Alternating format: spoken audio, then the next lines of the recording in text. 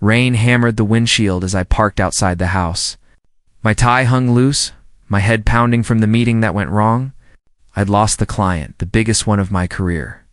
All I wanted was to see Rachel, to tell her I'd fix it somehow. But as I reached the porch, laughter floated through the cracked window, hers light and teasing. A man's voice followed. My stomach twisted. I pushed the door open quietly. Rachel, no answer. Just another laugh. A low moan. My heart sank. I walked down the hall, each step heavier than the last, until I stood outside our bedroom. The laughter turned into whispers. Babe, a man said, he'll never know. He's too busy failing. Rachel giggled. He's pathetic. I can't remember the last time he made me feel anything. The words ripped through me. I opened the door. Rachel, I said. She froze. The blanket dropped from her hand. Derek Colfa, smug face from my office party, was beside her, his shirt half dash-buttoned. Double quotes. Oh my God, she gasped, eyes wide. Derek stood up, pretending confidence. Ethan, man, I didn't know. Save it, I snapped. You knew. Rachel grabbed a robe. You should have called before coming home. I live here, I said. My voice cracked. Or did that change while I was at work? Her expression hardened. Don't make this dramatic. Things haven't been right between us for a long time, right? I laughed bitterly. So sleeping with my coworker fixes that? Derek stepped forward. Maybe if you treated her better, I turned to him, fists trembling. You're lucky I'm too tired to throw you through that window. Rachel crossed her arms. You think yelling makes you a man? Look at you, Ethan. You lost your job, your confidence, your spark. You sleep next to failure every night, and I'm done pretending that's enough. Her words hit harder than any punch. You laughed at me while I was breaking, I said softly. Do you even hear yourself? Derek smirked. You should go, man. I stared at him, then back at her. This house, this bed, this life I built, all of it for you. Every late night, every hour I spent killing myself at that job was for us. Rachel looked away. I didn't ask for a martyr. I asked for a husband who could make me feel alive. Alive. My voice rose. Is that what this is? You think this makes you alive? She said nothing. Only rain filled the silence. Finally, I whispered, I came home tonight to tell you I lost the Harper account. That we might struggle for a while. I wanted your support. Rachel's face didn't change. I'm tired of struggling. I nodded slowly. Then you won't have to anymore. I grabbed my keys from the dresser. I'll make it easy for you. Where are you going? She asked. Out, I said. You've got company, right? Derek muttered, Don't be pathetic. I turned, my jaw tight. You'll understand someday, Derek. When everything you touch starts falling apart. I walked out. Behind me, Rachel said nothing. The rain swallowed my footsteps as I reached the car. Inside, the air was cold and damp. I started the engine, but I didn't drive. I just stared at the house where the lights glowed warm. Where laughter had turned to betrayal, my hands shook on the steering wheel. I did everything right, I whispered. Everything. The wipers beat a slow rhythm, like a ticking clock mocking me. I thought about all the nights I stayed late to pay the bills, the promises I'd made, the future I'd built for two. Now it was gone. I leaned back, letting the seat swallow me. The rain outside blurred the world into gray streaks. My chest felt hollow. I wanted to scream, but my voice died in my throat. Maybe this is it, I murmured. Maybe this is where I break. Lightning flashed across the sky, reflecting off the window. The house looked smaller, meaner, like it didn't want me anymore. I closed my eyes. You'll regret this, Rachel, I whispered. Maybe not tonight, but someday? The rain answered for her. I stayed there until the world fell silent and my tears dried. Then, with nothing left but my keys and a half-tank of gas, I reclined the seat, covered myself with my jacket, and fell asleep alone, outside the life I thought was mine. Ethan, we need to talk, Mr. Hartman said, not looking me in the eye. I stood in his office, clutching my worn briefcase. If this is about the rumors, I can explain. He cut me off. It's not just rumors. Derek said you leaked financial data. Clients are concerned. That's a lie. I snapped. He's trying to get rid of me because Hartman raised a hand. I don't care about your personal issues. I can't have drama in my company. Pack your things. I laughed bitterly. After 10 years, that's it? He sighed. You used to be a good worker, Ethan. Maybe focus on yourself for a while. I walked out, my throat tight. The office lights felt too bright, the air too thin. My coworkers pretended not to see me as I emptied my desk. By evening, my phone buzzed. Rachel? I hesitated, then answered. What do you want? You really lost your job? Her voice carried a mocking sweetness. I thought Derek was exaggerating. Of course he told you, I muttered. You two share everything now, huh? She laughed softly. Don't be bitter. You chose pride over comfort. You could have stayed if you weren't so dramatic. Comfort. I said, you mean living in a lie? You call it lying, she replied. I call it surviving. The call ended. My hand shook as I checked my bank app balance. $0. She'd drained everything that night.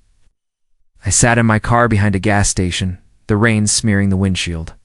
A half-eaten cup of noodles sat on the dashboard. I stared at it, wondering how my life had shrunk into a parking lot and a paper fork.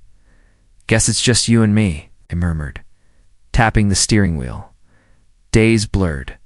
I woke up to sunlight burning my eyes, drove aimlessly, parked near construction sites just to hear people talk. Their laughter reminded me that I still existed. One afternoon, someone knocked on my window. I jolted awake. Maya Brooks from work stood there holding a grocery bag. Ethan, she said softly. You look awful. Thanks, I said, forcing a smile. I'm going for the car living chic look. You're actually living here? Until my mansion's ready. I tried to joke, but my voice cracked. She opened the bag. I brought you food. Sandwiches, water, something that's not noodles. I blinked. You didn't have to. I wanted to, she said. You don't deserve what happened. I rubbed my forehead. Everyone believes Derek. I'm the villain now. Then prove them wrong, she said firmly. You're not done yet. I looked at herd eyes, rain in her hair, kindness I hadn't earned. Why help me? Because once you helped me when I almost got fired, she said. You said one bad week doesn't define your story. Remember? I nodded slowly. Guess I forgot my own advice. Then remember it now, she said, pressing the bag into my hands. Eat, sleep, and figure out what's next. When she walked away, I sat there staring at the food. The smell of fresh bread made my chest ache. I whispered, You're the first person who's looked at me like I'm still human. That night I watched the sky turn from gray to black. My reflection in the car window looked like a stranger and shaven, hollow-eyed but still breathing. Rachel's words echoed in my head. You chose pride over comfort. Maybe I did. But pride was all I had left. I clenched my fists. Fine, I whispered. If this is rock bottom, then there's only one way left to climb. The wind rattled the car door, like the world daring me to try. I stared into the dark and made a promise to myself. You'll regret ever laughing at me, Rachel. You and Derek both? Asterisk, Ethan? Man, I almost didn't recognize you. Sam's voice cut through the coffee shop noise. He looked the same clean-cut, confident, always moving fast. I gave a small nod. Guess life sanded me down a bit, he frowned. I heard about Rachel and Derek. That's brutal. I sipped my cheap black coffee. Brutal's one word. Another is motivating. Sam leaned forward. You still remember that finance tracking AI idea from college? The one you said could predict debt behavior? A weak smile pulled at me. Yeah, I remember scrapping it because my boss said it was too ambitious. Your boss was an idiot, he said flatly. The market's exploding now. You could rebuild it with me. I blinked. You're serious? He grinned. Completely. I'm doing startup consulting for seed-stage tech firms. I know investors who'd kill for an idea like that. I laughed under my breath. Funny, I used to think nobody would care what I built. Sam smirked. Then stop thinking. Start coding. The spark hit me before the coffee cooled. For the first time in months, I wanted to build something again that night. My car's dashboard glowed dim while my laptop fan hummed. The smell of cheap noodles filled the air. My hands hovered over the keyboard. I whispered, the same hands that begged now built. Each keystroke felt like therapy. Every function, every loop, every fixed pieces of me returning at midnight. My phone buzzed. Maya, hey, she said softly. Sam told me what you're working on. Trying to, I said. But it's rough. Old laptop, no software licenses, spotty Wi-Fi. Perfect conditions for a miracle. I heard her chuckle. I could help. I'm decent with you, I design. And maybe you need someone to remind you to eat. I smirked. So, a designer and a babysitter? Deal. Send me the prototype, she said. I'll sketch something tonight, Maya. You don't have to. I want to, she cut in. You've spent months breaking. Let someone help you build. Her words hit deeper than I expected. For a moment, silence filled the line, heavy but warm. Okay, I said finally. Let's build something beautiful out of something ugly. Days blurred. My car became an office. Gas station coffee fueled my nights. Sam checked in daily. Dude, you're coding like a machine, he said over a video call. How long have you been awake? 3 days, maybe 4. Time doesn't exist anymore. Investors love that kind of insanity, he joked. Maya joined the call, showing off her interface mock-up. Clean, modern, adaptive, she said proudly. I stared at the screen. It's perfect. She smiled. So are your algorithms. We make a good team, Ethan. Her tone softened at my silence. What? She asked. I shook my head. I'm just realizing something. Rachel laughed when I talked about dreams like this. Said I was chasing fantasies.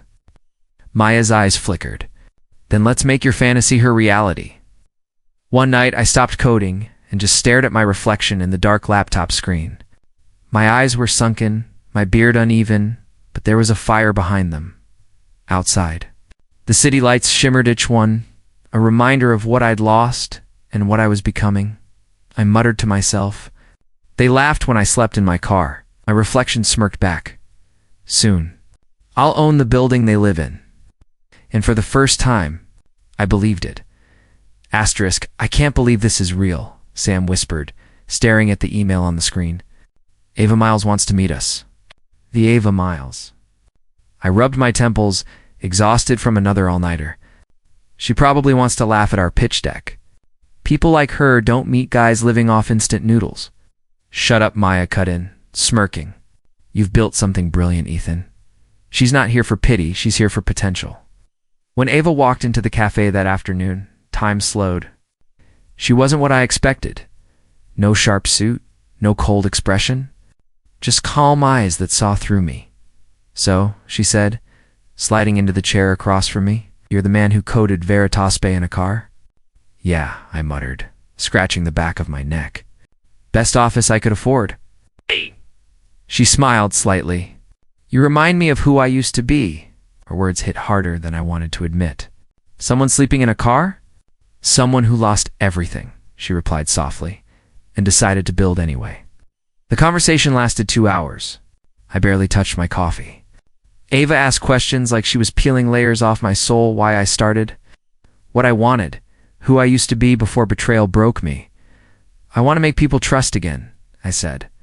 Money ruins lives when it hides lies. I'm done letting liars win, she nodded, her gaze deep. Good answer. Send me your full proposal. Let's make this real. When she left, I just sat there, staring at the door. Maya whispered, Did that just happen? Sam clapped my back. Dude, you didn't just get noticed. You got believed in.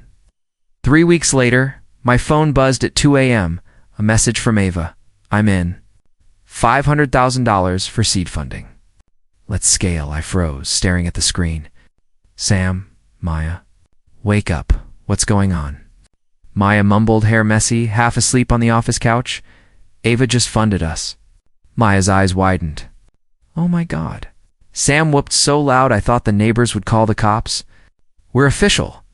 Veritas Bay is alive. For the first time in years, I laughed until my stomach hurt. The following months blurred into motion meetings.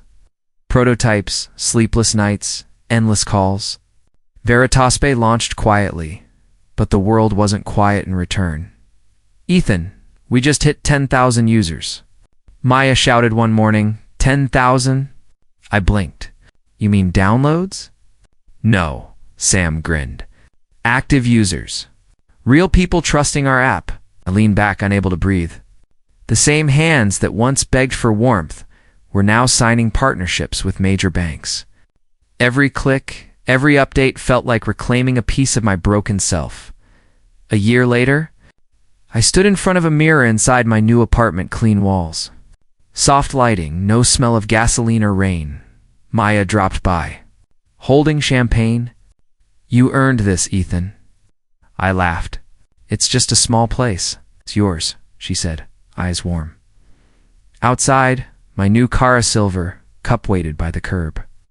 The same brand Derek once flaunted in front of me like a trophy. When I turned the key that first time, I didn't feel anger, just quiet satisfaction. Guess who's laughing now? Sam said from the passenger seat, grinning. I smiled faintly. No one needs to laugh. Success speaks louder. Later that night, Ava called. Congratulations, Mr. Brooks. Veritas Bay's valuation just crossed 10 million. I exhaled, leaning against the glass window, city lights reflecting in my eyes. You believed in me before I did, she chuckled. Don't thank me. You were already on your way up. Pi just held the ladder steady. When the call ended, I stared into the skyline. I didn't think of Rachel. I didn't need to. My silence was the revenge she'd never see coming. And as the city hummed below, I whispered to myself, they laughed when I slept in my car. Soon, I'll own the building they live in. Asterisk, Mr. Brooks. Thank you for meeting with me, said the man with the gray suit and restless eyes. I'm Mark Turner, Global Business Weekly. I smiled politely. Please, call me Ethan. I'm not used to the Mr. part yet. He chuckled, setting a recorder on the glass table. Fair enough, Ethan.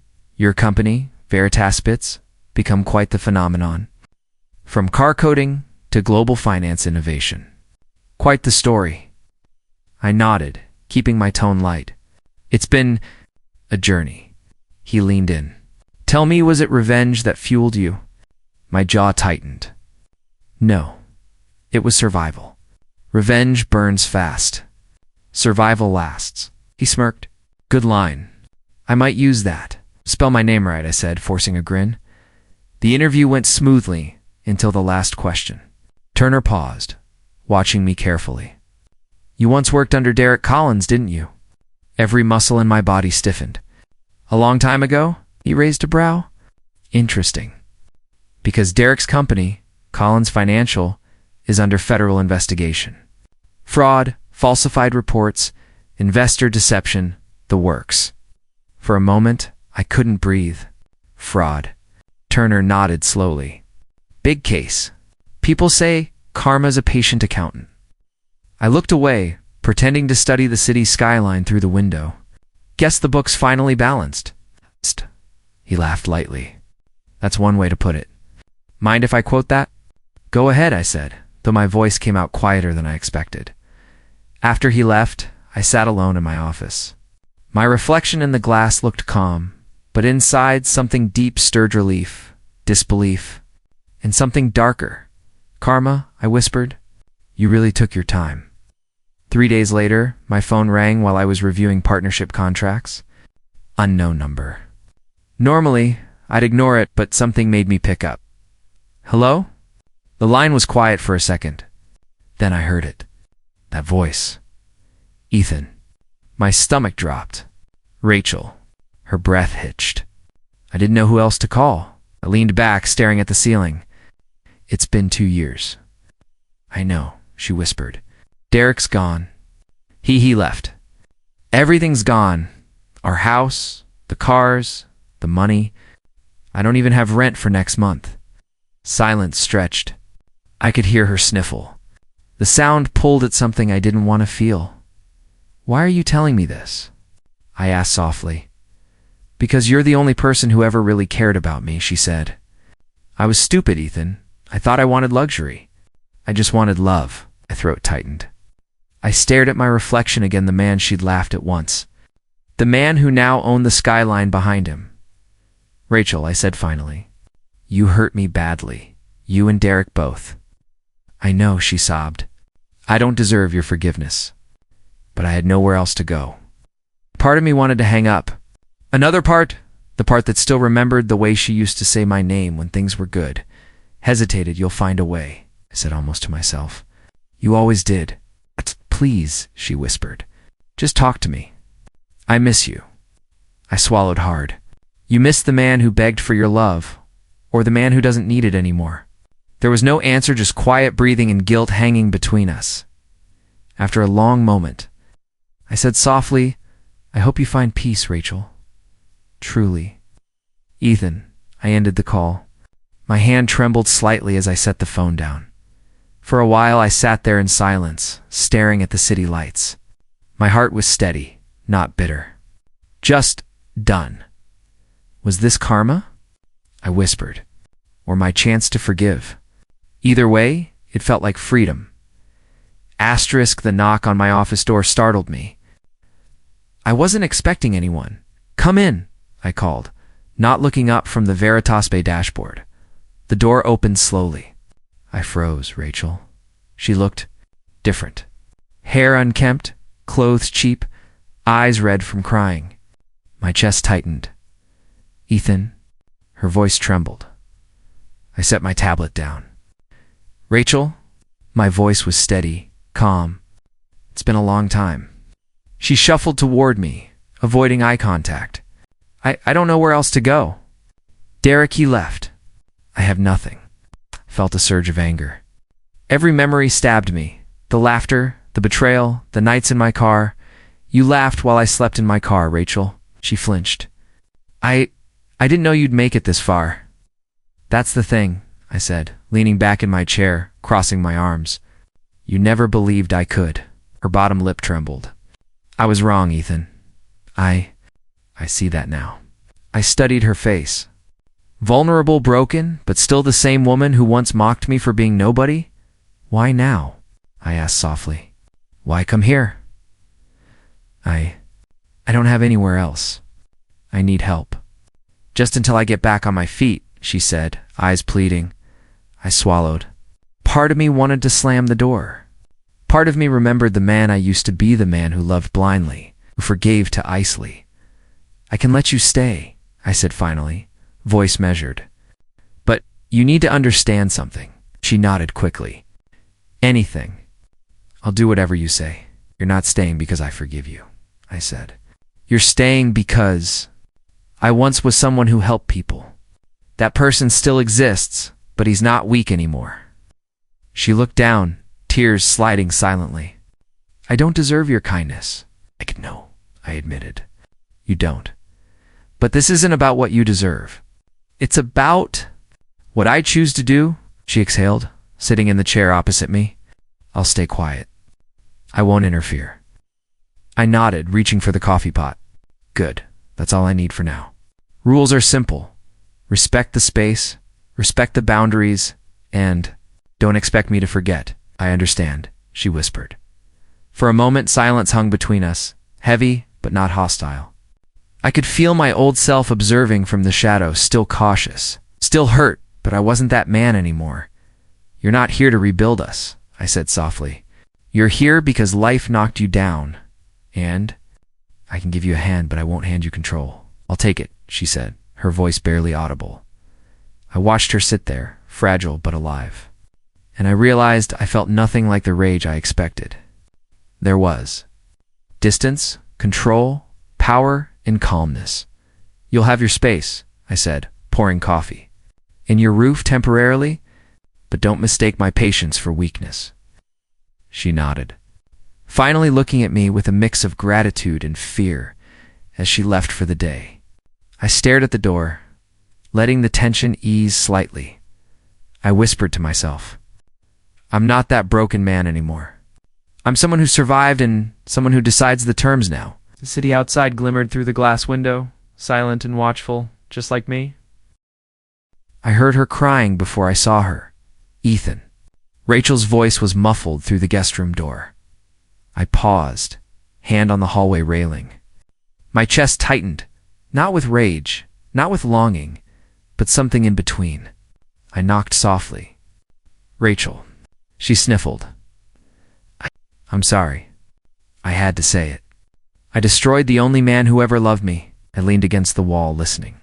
The weight of her words pressed against memories I'd tried to bury. Nights in the car, empty wallets, laughter echoing in my chest. Rachel, I said quietly, you can't undo the past. You can only choose what comes next. She opened the door, face wet, hair messy, eyes red. I can't believe you. You're calm. You're not angry. I shrugged, stepping back to give her space. Why should I be? Anger doesn't help me anymore.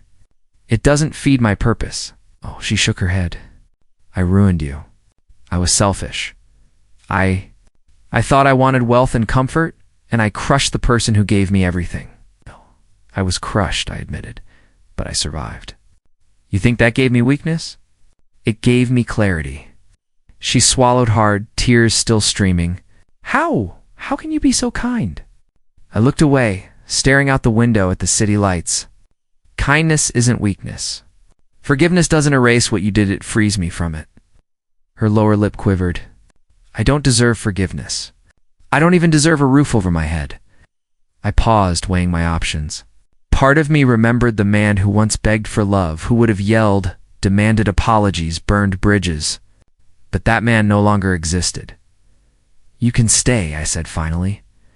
But this isn't about rekindling anything. You're here temporarily. No mistakes. No expectations? And I hesitated slightly. I have something for you. She blinked, confused. What do you mean? I run a charity foundation, I explained. Helping people like you people who lost everything, people trying to rebuild. I need someone trustworthy on the team. You want it? Her eyes widened. You're offering me a job? I nodded, trying to keep my tone neutral. Yes, you'll have responsibilities. You'll learn. You'll contribute. You'll see the world through action, not excuses. Tears rolled silently down her cheeks. I don't know what to say.